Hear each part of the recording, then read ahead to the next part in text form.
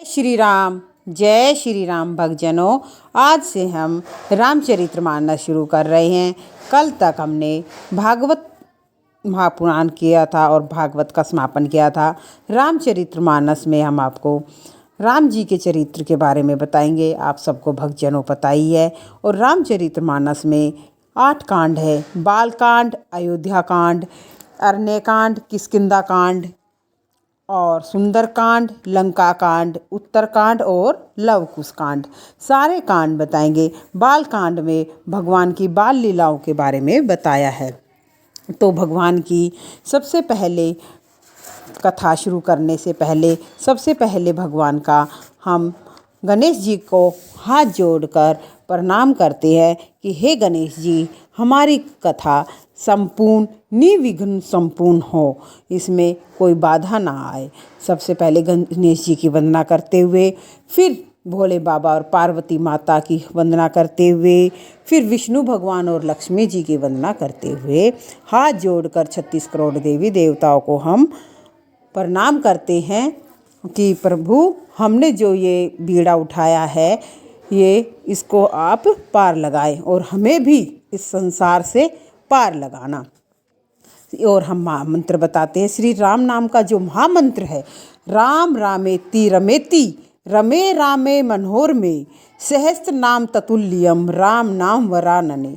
ये मंत्र राम नाम का महामंत्र है। इस मंत्र का आप जाप करें।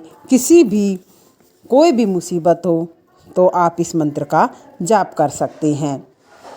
और राम कथा शुरू करते ही हम, हे राम, आपकी अच्छाई सभी को भली है, जो सत्य है तो मेरा भी सदा भला हो। हम प्रभु राम से हाथ जोड़कर निवेदन करते हैं, प्रभु हमारा भी भला करना। जैसे आप लोग ने औरों को तारा है, सबरी को तारा है, सुग्रीव की मित्रता करी है, हनुमान जी को अपना भक्त बनाया है, ऐसे ही हमें भी उतारना प्रभु।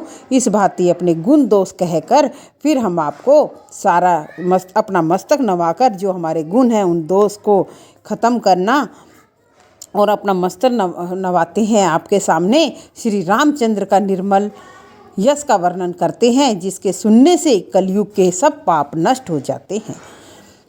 याज्ञवल्क्य वाल्के जी ने जो सुहावनी कथा मुनिवर भारद्वाज को सुनाई थी, वही संवाद में वर्णन करता हूँ। हे सज्जनों, सुख मानकर सुनो। पहले यह सुहावना चरित्र शिव जी ने रचा, फिर कृपया करके पार्वती को सुनाया। वही शिव जी ने काकभूषुंडी को राम भक्त और अधिकारी जानकर दिया।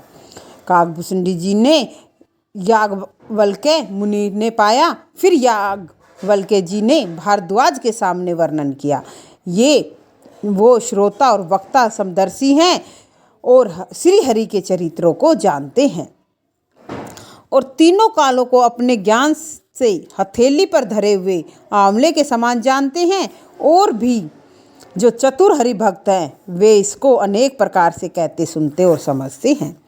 फिर वही सुंदर कथा मैंने अपने गुरुजी से 12 क्षेत्रों में सुनी, परंतु बालपन के कारण यथार्थ समझ में नहीं आई, तब मैं अज्ञानी था। श्री राम कथा के श्रोता और वक्ता दोनों ज्ञान के भंडार होते हैं। कलयुग में पापों में फंसा हुआ अज्ञानी जीव आपको कैसे समझा सकता है। तो भी गुरुजी ने जब बारंबार कथा कही, तब बुद्धि के अनुसार कुछ समझ में आई।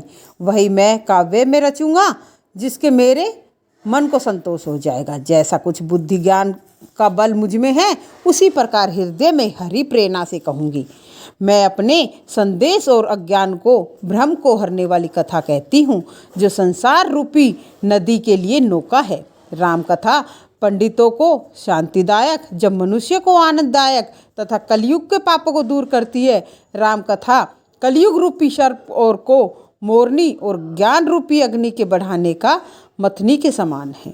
राम कथा कलयुग में कामधेनु और सज्जनों के लिए सुंदर संजीवनी जड़ी है। वही कथा पृथ्वी पर अमृत की नदी है। जन्म मरण रूपी भय का नाश करने वाली और भ्रम रूपी मेंढक को सर्पनी के समान है। यह राम कथा असुरों की सेना रूपी नरकों को नाश करने वाली और साधु रूपी देवताओं के हित के लिए पार्वती है। यह संत समाज रूपी समुद्र को, लक्ष्मी और संसार को बोझ उठाने की अचल पृथ्वी के समान है। यह यमदूत के मुख से शाही लगने को जगत में यमुना के समान और जीवन मुक्ति के लिए मानो काशी है।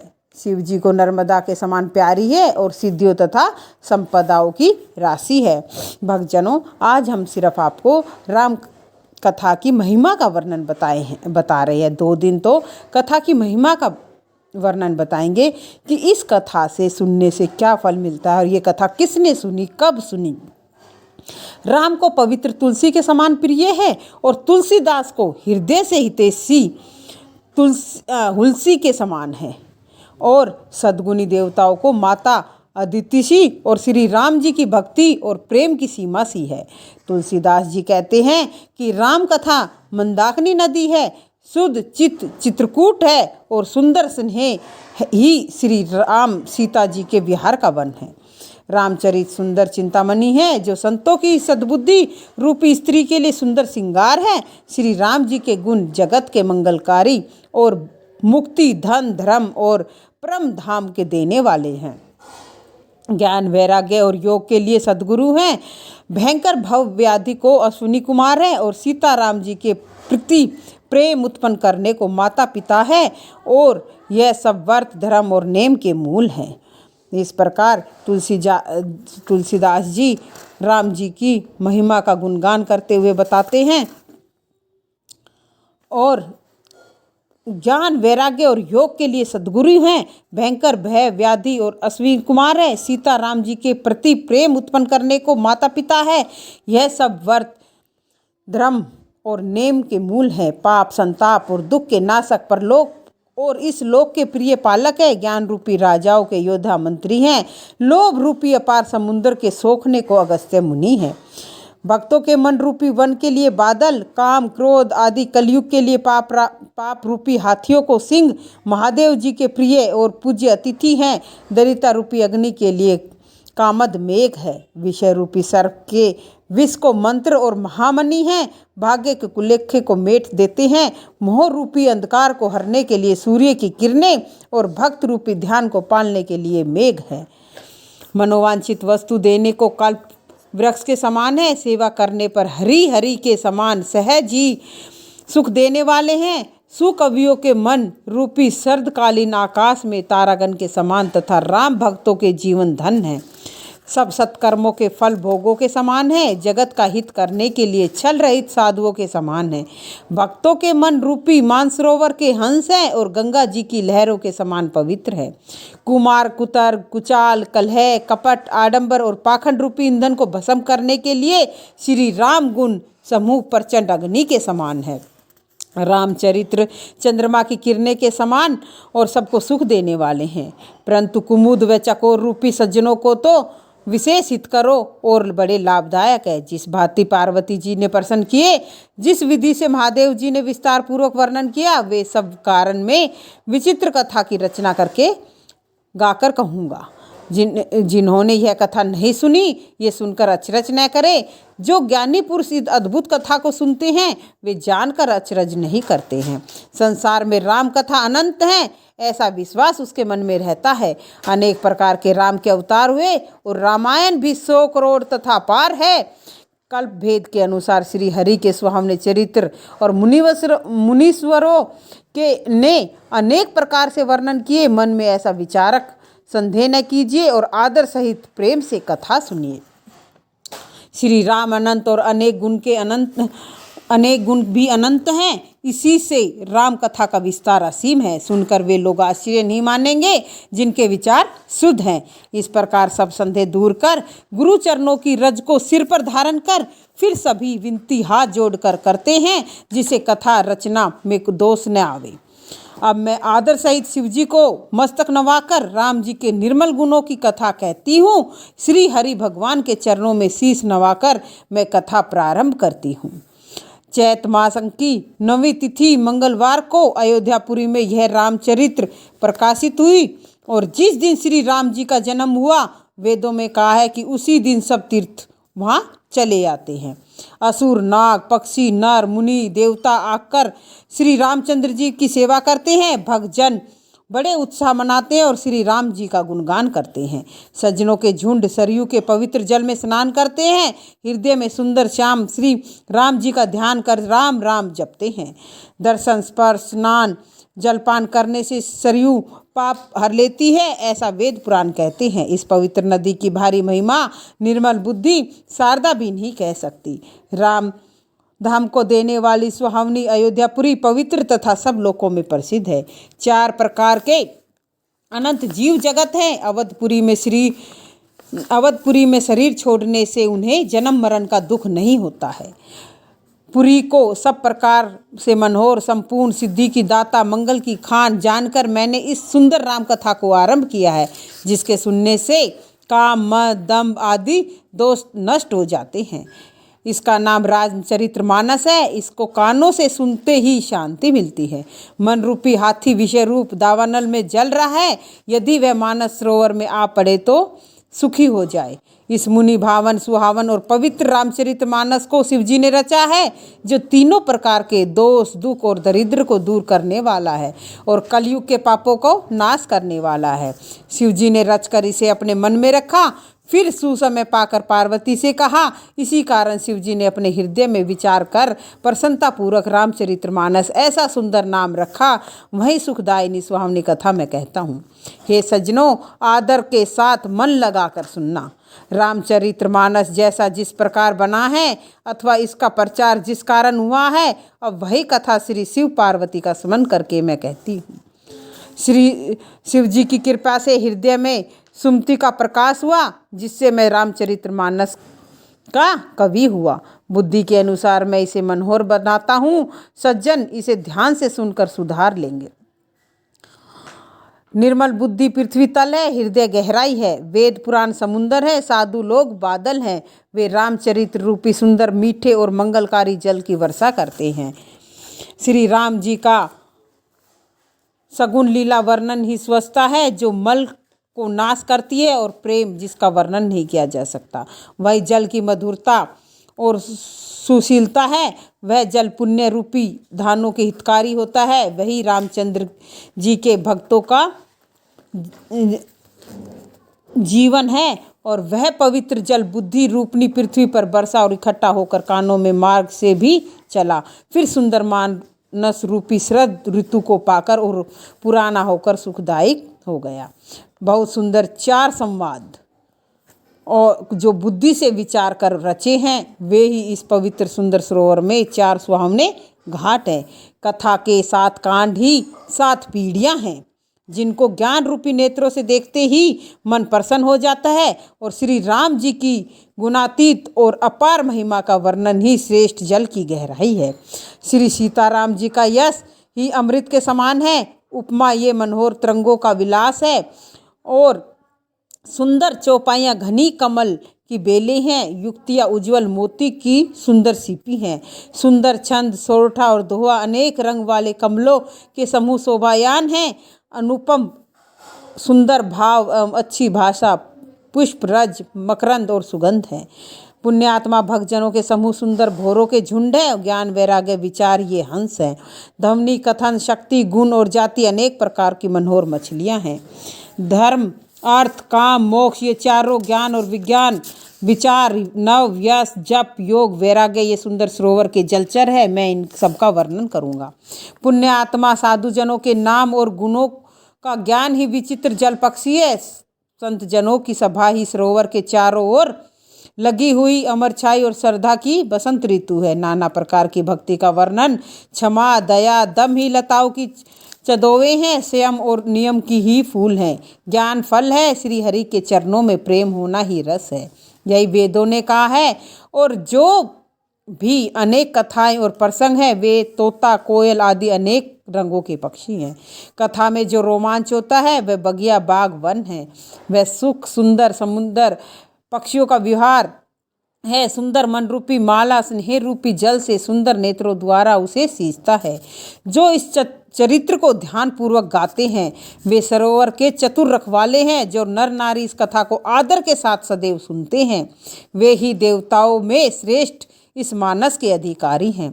जो दुष्ट और विषयी बुगलों और कोए हैं वे अभागे इस सर के निकट नहीं आते, क्योंकि इसमें घोगे, मेंढक व सिवार के समान भांति भांति के विषय भरी हुई कथाएं नहीं हैं। इसी कारण कामीजन रूपी कोए और बगुले बेचारे यहाँ आते हैं और अपने हृदय में हारते हैं। इस सरोवर पर आना कठिन है, राम जी की कृपा बिना किसी से आया नहीं आता। भक्तजनों, तुलसीदास जी कह रहे हैं, जिस पर राम जी की कृपा है वही इस कथा को सुनेगा। जिस पर राम की कृपा नहीं होगी वो कथा सुन भी नहीं सकता, बोल भी नहीं सकता। इसलिए हमें इस कथा को प्रेम पूर्वक सुनना है। यहाँ आने के लिए कुसंग ही दुर्गम मार्ग है, जिनमें उन दुष्टों के वचन ही सिंह, बाघ और सियार हैं। घर के काम और अनेक प्रकार के बुरे जंजाल ही मानो बड़े बड़े दुर्गम पर्वत हैं। मोह मान ये बहुत ही घने वन हैं और अनेक प्रकार के बुरे विचार ही बयानी नदियाँ हैं। जिनके पास श्रद्धा रूपी संबल नहीं है वे संतों का साथ है। रघुनाथ जी जिनका प्यारे नहीं है उनको यह मानस बहुत ही अगम्य है। यदि कोई कष्ट सहकर वहाँ जाए भी तो पहुँचते नदी रूपी जड़ी घेर लेती है और पहुँचने पर भी वह अभागा उन्हें स्नान नहीं कर पाता। जब उसे स्नान और जलपान नहीं किया जाता वह अभिमान सहित लौट आता है। जो कोई वहाँ का हाल पूछने आवे तो उसको सरोवर की निंदा सुनाकर समझा देता है। उसे कोई भी विघ्न बाधा नहीं व्यापती जिसको राम जी की कृपा दृष्टि होती है। वह आत्मा इस सरोवर में स्नान करता है और महाघोर त्रय पापों से तप जाता है। तुलसीदास जी कहते हैं, यदि हमें किसी नदी पर जाना है और नहाना है तो हम जाएंगे और उसको पवित्र बताएंगे। यदि किसी को नहीं जाना तो उस नदी में ही सो नुक्स निकालेगा। इसी प्रकार ये कथा है, जिसको सुननी होती है उसको बहुत आनंद आता है, जिसको नहीं सुननी होती सो कमियां निकालता है। वे भक्तजनों इस सरोवर को कभी नहीं छोड़ते जिनके हृदय में राम जी के चरणों की अच्छाई है। हे भाई, जो इस सरोवर में स्नान करना चाहे वह मन लगाकर सत्संग करे। ऐसे मानस सर में स्नान करने को हृदय में नेत्र चाहिए। जिसमें स्नान करने की कवि की बुद्धि निर्मल हो गई, हृदय में आनंद उत्साह भर गया, प्रेम व आनंद का प्रवाह उमड़ जाता है। उसको सुंदर कविता रूपी नदी बह निकली, जिसमें श्री रामचंद्र जी का निर्मल यश रूपी जल धारा है। उनका नाम सरयू है, जो सब मंगलों की जड़ है, लोकमत और वेदमत, और उसके दो सुंदर किनारे हैं। रामचरितमानस सरोवर से उत्पन्न हुई है। यह पवित्र नदी कलयुग के पाप रूपी तट के वृक्षों को जड़ से उखाड़ने वाली है।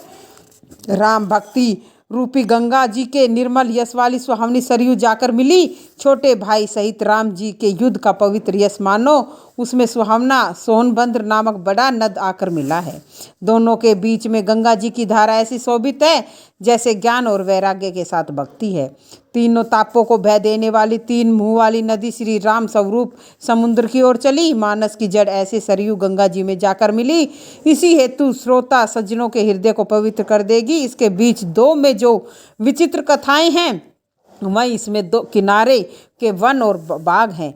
पार्वती जी महादेव जी के विवाह में जितने बराती हैं वही इस नदी के बहुत प्रकार के असंख्य जलचर और जीव हैं। रामचंद्र जी के जन्म की आनंद बधाई इस नदी की मनोहर भंवर तरंगे हैं।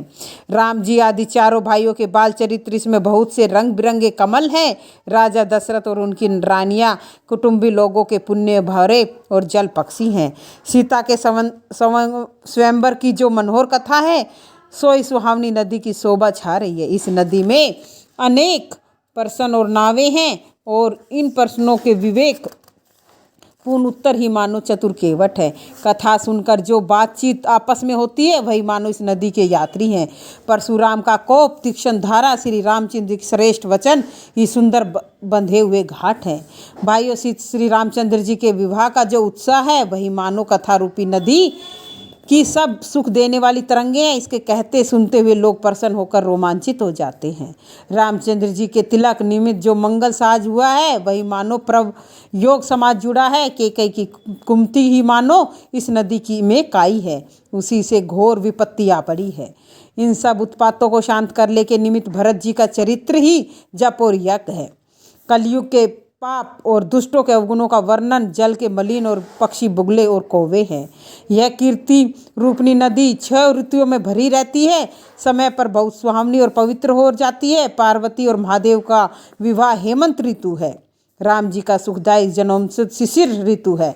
रामचंद्र जी का विवाह कथा आनंद मंगल को देने वाली ऋतु है। जो राम जी के वन गमन की कथा दुखदायी ग्रीष्म ऋतु है। मार्ग की कथा मानो कड़ी धूप और लू है। राक्षसों की लड़ाई मानो वर्षा है। जो देव समूह रूपी धानों को मंगलकारी है। राम राज्य में जो सुख सुनीति और बड़ाई है वही सुख देने वाली सर्द ऋतु है। तुलसीदास जी ने हर बात को कितनी सहजता से समझाया है कि जो परमात्मा की आनंद देने वाली ऋतु है वो कौन सी है, जो दुख वाली है वो ग्रीष्म ऋतु है, और जो मार्ग में उन्हें कष्ट हुए वो कड़ी धूप और वो है। कितने अच्छे सहज भाव से समझाया है। और मैं इस कथा को आपको हिंदी में इसलिए बता रही हूँ कि हमें आप अज्ञानी लोग हैं ताकि आसानी से हमें समझ में आ सके। इसमें सती शिरोमणि सीता के गुणों की कथा, जल में निर्मल और उपमा रहित गुण है। भरत जी का स्वभाव शीतलता है जो सदैव एक सी रहती है, जिसका वर्णन किया ही नहीं जा सकता। रामचंद्र जी आदि चारों भाई आपस में देखना, बोलना, प्रेम करना, हंसना, सुंदर भ्रात भाव ही जल की मिठास व सुगंध है। रामायण में देखना है तो इसमें सारी मर्यादाएं, प्यार और सब देख सकते हैं तुम। ये रामचरितमानस इसीलिए बनी है कि इस कलयुग में लोगों को ये पता चले भाई भाई का प्यार क्या होता है, माँ बेटे का प्यार क्या होता है, माँ बाप का प्यार क्या होता है, बाप बेटे का प्यार क्या होता है, और मित्र और शत्रु क्या होते हैं, और पति और पत्नी का प्यार कैसा होता है। तो इस मेरे प्रभु ने सारी लीलाओं को ऐसे अच्छे से बताया है, ऐसे अच्छे से दिखाया है कि इस कलयुग रूपी यदि ये मनुष्य थोड़ा सा भी इस पे समझ जाए तो उसकी नैया पार है।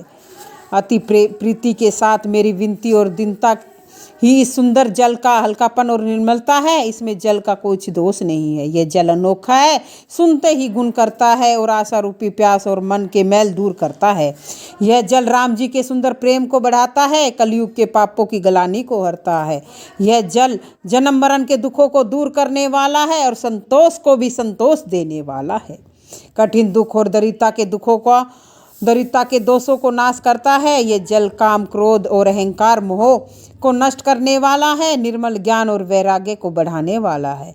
आदर सहित स्नान करने और पीने से पाप और दुख हृदय से मिट जाते हैं। जिन्होंने इस जल को अपने मन को नहीं धोया उन कायरों को कली काल ने बिगाड़ दिया। जैसे प्यासा हिरण सूर्य की किरणों से उत्पन्न हुए मिठा जल को देखकर भटकता फिरता है, अपनी बुद्धि के अनुसार इस निर्मल जल के उत्तम गुण समूह युक्त मन को स्नान कराकर भावनी शंकर को स्मरण करके मैं तुलसीदास ये सुहावनी कथा कहता हूँ।